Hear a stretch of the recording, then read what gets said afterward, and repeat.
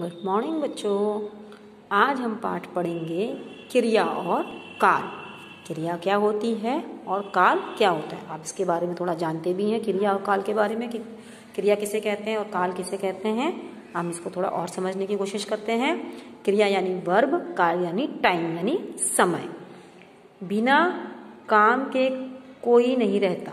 इस चित्र में सभी कुछ ना कुछ काम कर रहे हैं। जैसे आपने देखा, ये दूध निकाल रहा है, यहाँ बछड़ा दूध पी रहा है, यहाँ पे दूधों को बांट रहा है, ये गाय को घास खिला रहा है, लोग बाल्टी लेके खड़े हैं। तो कुछ ना कुछ क्रिया यानी कि काम यहाँ पे हो रहा है।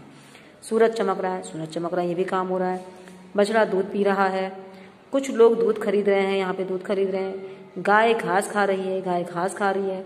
आदमी चारा डाल रहा है और ये आदमी इसको चारा दे रहा है यानी कि घास डाल रहा है। ग्वाला दूध दूह रहा, दूहना माने निकालना, ये ग्वाला जो है दूध को यहाँ से निकाल रहा है। तो ये सब यहाँ पे कुछ ना कुछ हो रहा है। जिन शब्दों से काम के होने या करने का पता चले उन्हें क्रिया कहते हैं।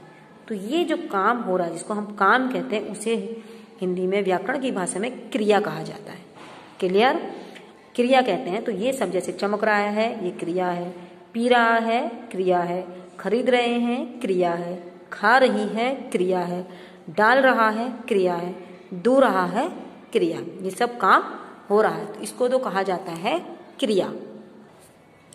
क्रिया हुई, आपने समझा। अब क्रिया कितने प्रकार की होती है हम ये जानेंगे।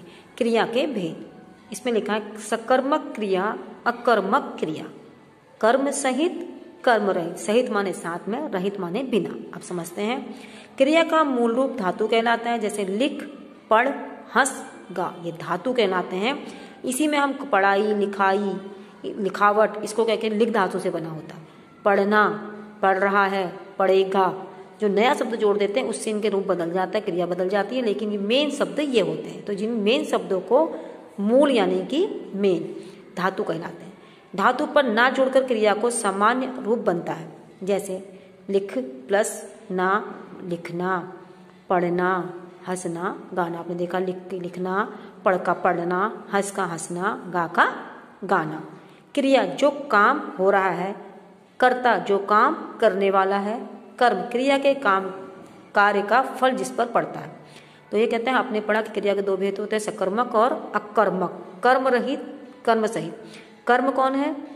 जो काम कर रहे हैं उसका प्रभाव क्या पड़ रहा है, किसको लेके काम किया जा रहा है, वो कहलाता है कर्म। समझ में आ गया? क्रिया जो काम हो रहा है, कर्ता उसको करने वाला, एंड कर्म क्रिया के कार्य का फल।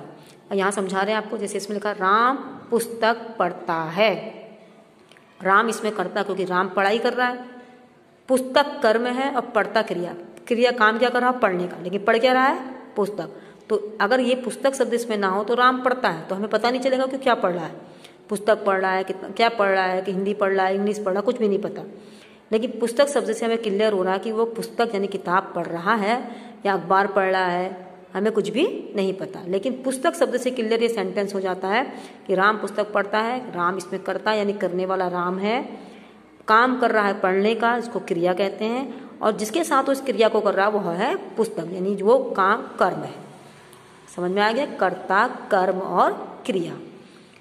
आगे देखते हैं, सकर्मक क्रिया। जिन क्रिया वाक्यों में कर्म हो वे सकर्मक क्रिया कहते हैं। जैसे आपने देखा, पुस्तक कर्म है तो ये सकर्मक क्रिया हो गई, कर्म के साथ। सकर्मक कर्म के साथ। जैसे नेहा सेब खा रही है, कर्ता कर्म क्रिया। अब यहाँ नेहा खा रही है, नेहा भी आपको पता है कर्ता, खा रही है क्रिया। लेकिन क्या खा रही है? ये कौन सा शब्द हमें बता रहा है? सेब। तो सेब हो गया कर्म, इसके साथ काम किया जा रहा है, सेब खाने का काम किया जा रहा है। समझ में आ गया सकर्मक क्रिया कि कर्ता जो काम जिसके साथ करता है वह कर्म कहलाता है। इस वाक्य में नेहा क्या खा रही है? प्रश्न पूछने पर उत्तर मिलेगा सेब, इसलिए यह सकर्मक क्रिया है। इसी प्रकार बंदर आम तोड़ रहा है, कुणाल पुस्तक पढ़ रहा है। बंदर क्या तोड़ रहा है? आम। कुणाल क्या पढ़ रहा है? पुस्तक। तो ये सकर्मक क्रिया है। अगला इसमें है अकर्मक क्रिया। जिन वाक्यों में क्रिया का कर्म नहीं होता वे अकर्मक क्रियाएं होती हैं। जैसे राधिका हंस रही है, राधिका हंस रही है, बट क्यों हंस रही है कोई रीजन नहीं पता है।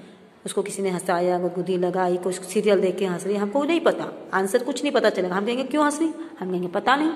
तो दैट मीन्स अकर्मक क्रिया। क्रिया तो कर रही है हंसने की, लेकिन बेमतलब हंस रही, इसका कोई कारण नहीं है, हमको उसका कर्म का पता नहीं चल रहा। तो ऐसी वाक्यों को हम कहते हैं अकर्मक क्रिया। यहाँ राधिका क्यों हंस रही है, प्रश्न पूछने में कोई उत्तर नहीं मिला, इसलिए यह हंसना अकर्मक क्रिया है। इसी प्रकार शिशु सो रहा है, अब छोटा बच्चा सो रहा है, थक गया, भूख लग रही थी, सोने का टाइम हो गया, जब तक हमें आंसर नहीं पता तब तक हम ये अकर्मक क्रिया कहलाएगी। तो दो चीजें आपने पढ़ी, सकर्मक क्रिया और अकर्मक क्रिया। जो कर्म के साथ होती है उसे हम कहते हैं सकर्मक क्रिया, कर्म यानी जिसके संग काम किया जा रहा है।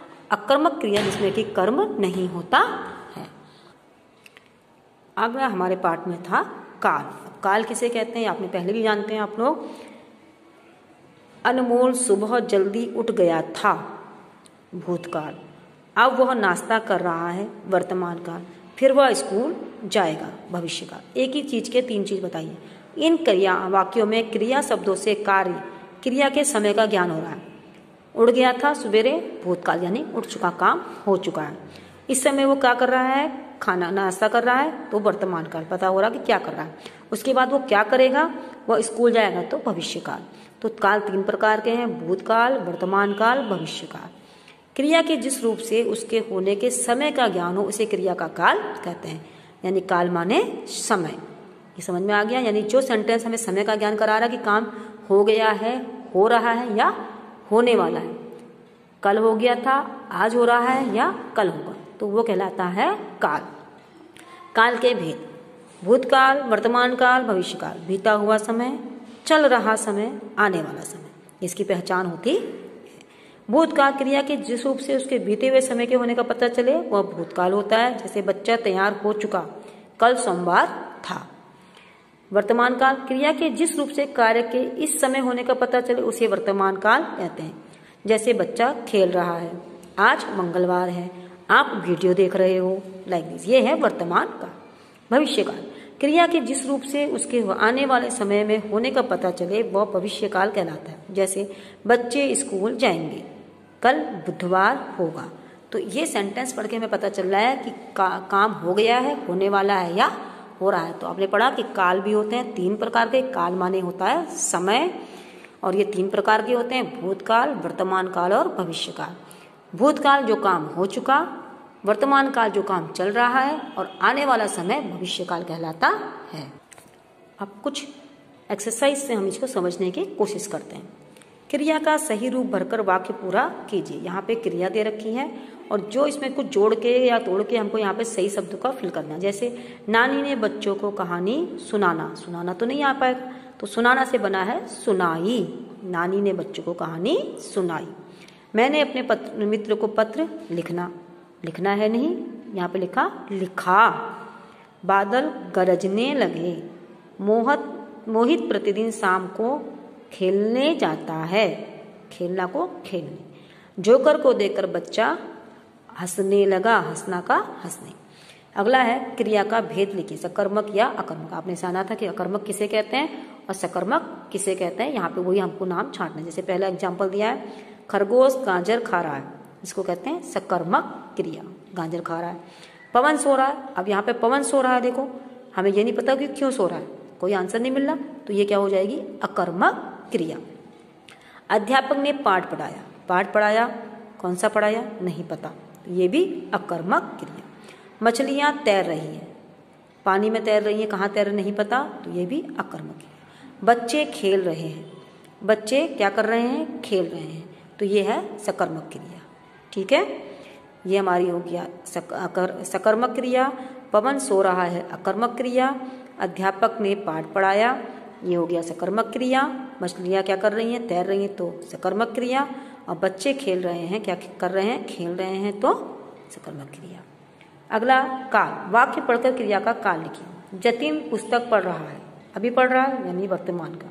माँ बाजार जाएगी, जाएगी देखो अभी ना गई थी ना जा रही है, जाएगी, तो भविष्य काल। चिड़िया चींची कर रही है, अभी कर रही थी सवेरे के टाइम पे, तो भूतकाल। भारत मैच जीत गया, हो गया काम, तो ये भी भूतकाल में आएगा। प्रिया चित्र बनाएगी आने वाले समय में, तो ये होगा भविष्य काल। तो इस वीडियो को ध्यान से सुन करके क्रिया और काल वाला लेसन को समझिए, शब्दों को जानिए और इनकी मीनिंग समझिए। धन्यवाद।